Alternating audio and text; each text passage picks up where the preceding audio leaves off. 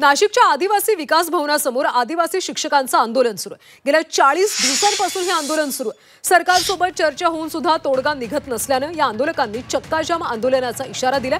शेळ्या मेंढ्या घेऊन चक्काजाम करण्याचा इशारा आंदोलकांनी दिला। या आंदोलकांशी संवाद साधला आमचे प्रतिनिधी सागर गायकवाड।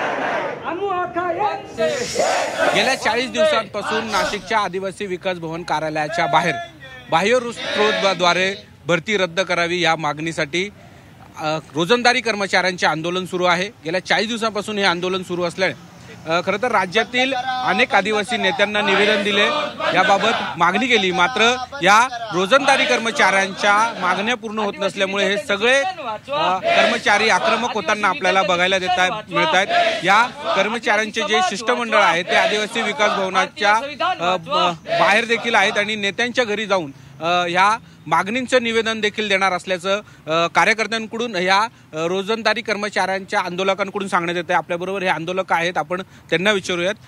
दादा, खरं तर 40 दिवस आज पूर्ण होत आहेत, तुम्ही आक्रमक झालात, तुमच्यावरती गुन्हे देखील दाखल झालेत, मात्र तुम्ही तुमच्या मागण्यांवरती ठाम आहात। काय तुमची आता पुढची दिशा होणार आहे? 40 दिवस पूर्ण होत आहेत। नक्कीच आज 40 दिवस पूर्ण होऊन देखील शासन प्रशासनाला जाग आलेले नाही। मला प्रश्न विचारायचा आहे की आयुक्त मॅडमांनी की आयुक्त मॅडम अद्याप आल्या असताना देखील आजपर्यंत आमच्या भेटीला आलेली नाही।